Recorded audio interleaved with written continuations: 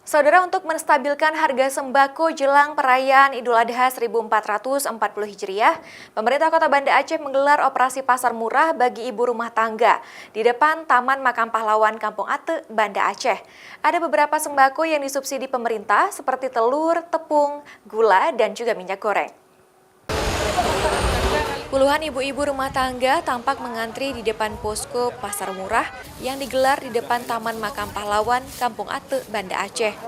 Operasi pasar murah ini digelar untuk menstabilkan harga beberapa kebutuhan sembako jelang perayaan Idul Adha 1440 Hijriah.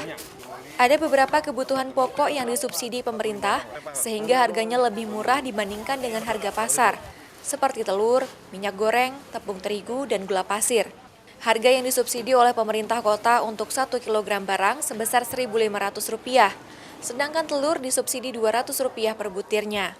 Kami subsidi Pemko Rp1.500 per kilo. Kalau telur Rp200 per butir. Rp6.000 bedanya dengan pasar. Kalau gula karena ini 2 kilo beda dengan pasar Rp3.000. Adapun harga telur per papan dijual sebesar Rp36.000, sedangkan di pasar tradisional dijual seharga Rp44.000 hingga Rp45.000.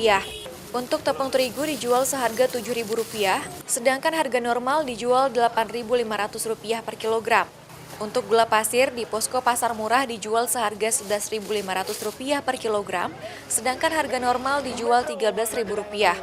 Untuk minyak goreng kemasan dijual seharga Rp23.000, sedangkan harga normal dijual seharga Rp26.000 per kemasan. Alhamdulillah terbantu sedikit.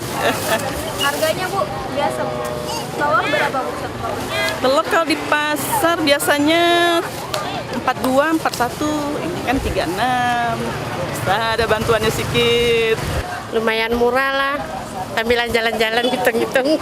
Misalnya telur berapa Bu? Kalau di telur di gede atau di umum itu 45 ya, 45, 44. Ini di sini 36 kan lumayan.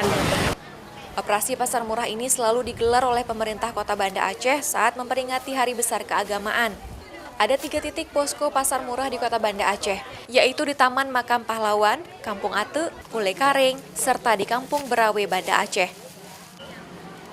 Nova Misdayanti, Kompas TV, Banda Aceh.